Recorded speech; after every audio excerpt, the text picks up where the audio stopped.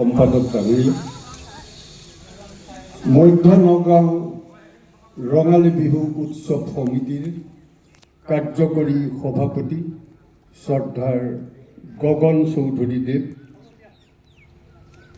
বিহু সমিতিৰ উপসভাপতি মণ্ডলী, কোষাধ্যক্ষ, সম্পাদক, উপদেষ্টা প্ৰমুখ্যে কমিটিৰ সমূহ বিষয়ববীয়ালৈ মোৰ হিয়া ভৰা বিহুৰ ওলগ তথা অসমীয়া নৱবৰ্ষৰ সকলোলৈকে মোৰ শুভেচ্ছা জ্ঞাপন কৰি দুআষাৰ বক্তব্য ৰখাৰ প্ৰয়াস কৰিছোঁ।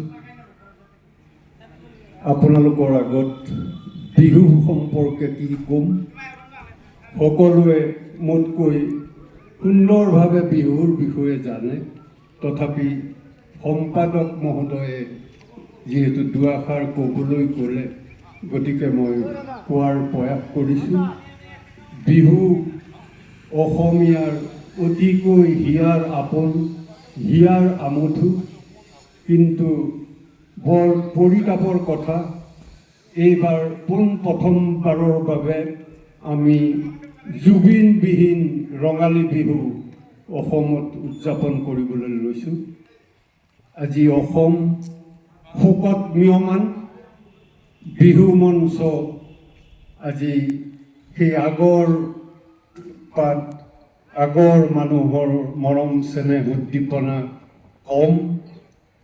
বহু বিহুৱে বাতিল কৰিছে, কিছুকে সামান্য পৰিমাণে হ'লেও পৰম্পৰা ৰক্ষা কৰি বিহুৰ আয়োজন কৰিছে। আমিও তদ্ৰূপ ধৰণেৰে বিহুৰ প্ৰস্তুতি কৰিছোঁ। কেৱল পৰম্পৰা ৰক্ষাৰ নামত কিছু কাৰ্যসূচী আমি ৰাখিছোঁ।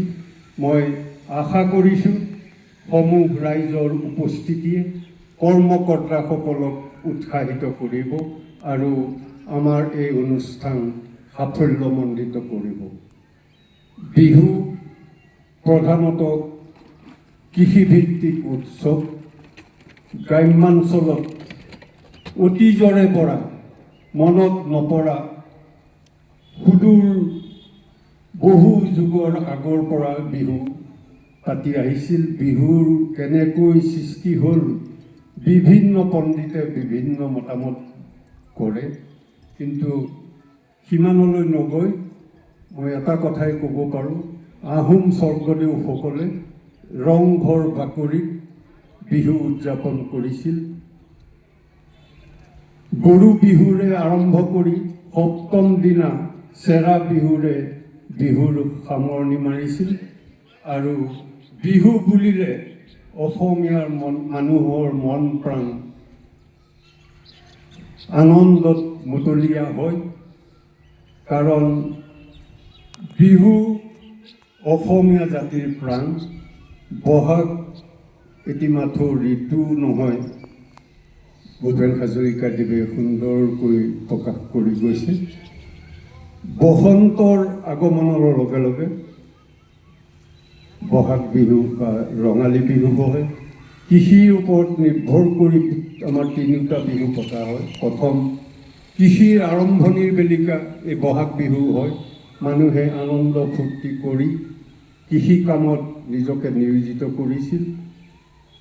দ্বিতীয়তে কৃষিৰ যেতিয়া অগ্ৰণী হয়, যেতিয়া ডেৰ ধৰে, ভঁৰাললৈ চপোৱাৰ আগমুহূৰ্তত এটি বিহু পতা হয়। তাৰপিছত পথাৰৰ ধান ঘৰলৈ আনি ভঁৰালত ৰাখি মানুহে আনন্দ ফূৰ্তি কৰে। এই তিনিটা বিহু। বসন্তকালৰ এই ৰঙালী বিহু সৰ্বশ্ৰেষ্ঠ।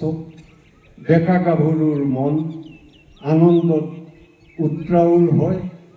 প্ৰকৃতিও তেনেকুৱা, নতুন গছ লতা, নতুন পাত ফুলেৰে জাতিষ্কাৰ হয়।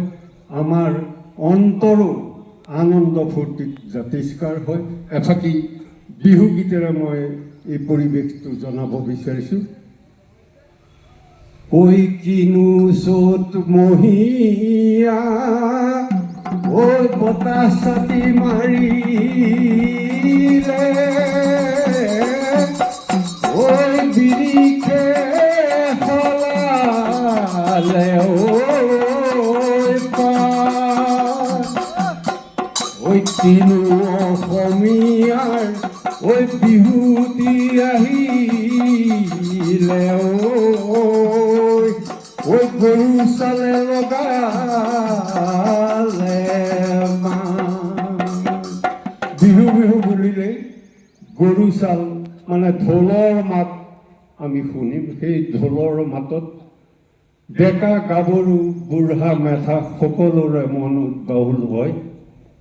বিহুৰ কেইদিন গাভৰু বা মহিলাসকলে মুগা সাজটো পৰিধান কৰি এপাক ঘূৰিবলৈ মন যায় আৰু ডেকাসকলে ধুতি পাঞ্জাবী আৰু গামোচাখন লৈ এটা পাক নেমাৰিলে মনত ভাল নালাগে আৰু য'তেই বিহু হওক এপাকি নাচিবলৈ পালে মনটো ভাল লাগে। এয়া কাৰ বিহু কোনে পাতিছে কি কথা নাই, কেৱল নাচিব লাগে, আনন্দ ফূৰ্তি কৰিব লাগে, মনৰ বাতৰা জনাব লাগে। বিহু মই কৈছোঁৱে বসন্ত কালৰ বিহু। আকাশ মেঘাচ্ছন্ন হয়, আকাশত বিজুলী ঢেৰেকনিৰ শব্দ, পৃথিৱীত ঢোলৰ শব্দ, কেওফালে ৰজন জনাই থকা এটা সুন্দৰ পৰিৱেশ। এটি বনগীতো মই আপোনালোকক গাই শুনাব বিচাৰিছোঁ, য'ত এই পৰিৱেশটোৰ কথা উল্লেখ আছে, সেইকাৰণে মই গাইছোঁ। সুৰলৈ আপুনি নাভাবিব, তাৰ কথাখিনিৰ কথা আপোনালোকে ভাবিব। বনগীতটো এনেকুৱা: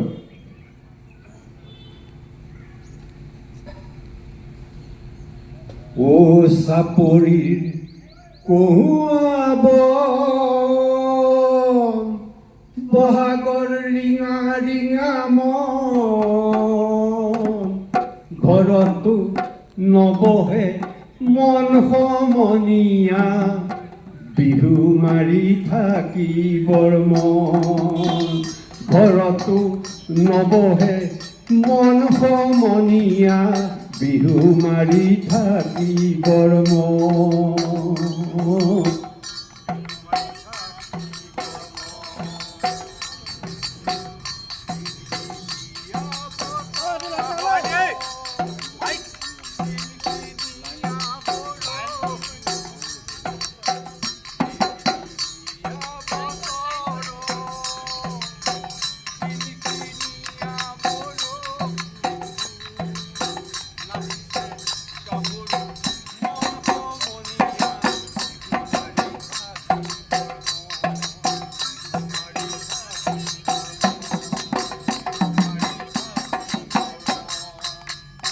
তেনেকুৱা পৰিৱেশ, ঘৰত থাকিবলৈ মন নাযায়, বিহু মাৰো এনেকুৱা লাগে।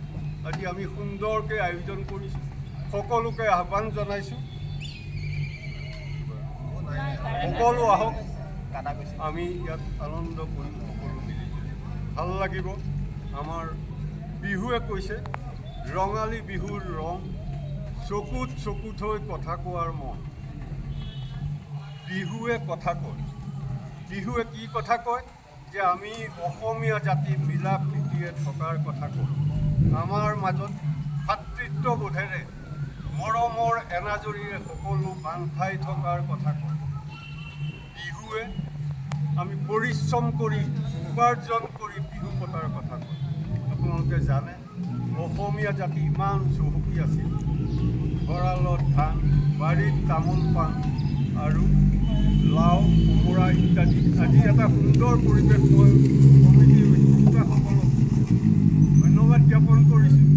আজি লাও কোমোৰা চালত লাগি আছে, এটা সুন্দৰ পৰিৱেশ প্ৰদৰ্শন কৰিছে। এয়া হ'ল আমাৰ অসমীয়া বিহু, এয়া জীয়াই ৰাখিব লাগে। আগৰ অসম হয়তো নাই, আজি কিছু পৰিৱৰ্তন হৈছে।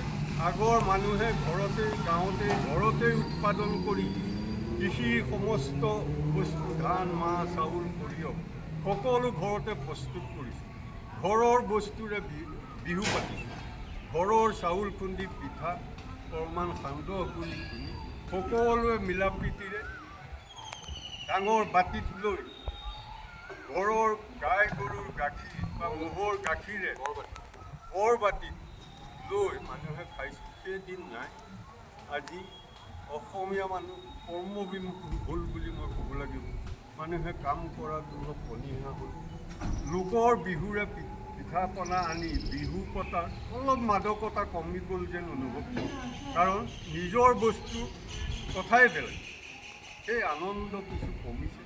অৱশ্যে পৰিস্থিতি পৰিৱেশ হৈছে, তথাপি আমি নিজৰ বাপতি সাহোন এই বিহুকেইটা আমি অসমীয়া মানুহে ধৰি ৰাখিব লাগিব। বিহুৱে আমাক সকলো এক হৈ একতাৰে এনেকৈ বিহু কৰি ইজনে সিজনৰ মাজত মত বিনিময় কৰি আমি মনৰ ভাৱ প্ৰকাশ কৰি আনন্দ ফূৰ্তি কৰিব লাগিব। এয়াই হ'ল বিহুৰ আনন্দ। চাউল নাই, তথাপি বাৰু কিছু কথা ক'লোঁ। জানি নাজানি দুআষাৰ সকলোলৈকে মোৰ হিয়া ভৰা বিহুৰ ওলগ যাচি মোৰ বক্তব্য ইমানতে সামৰণি মাৰিছোঁ। মাননীয় সভাপতি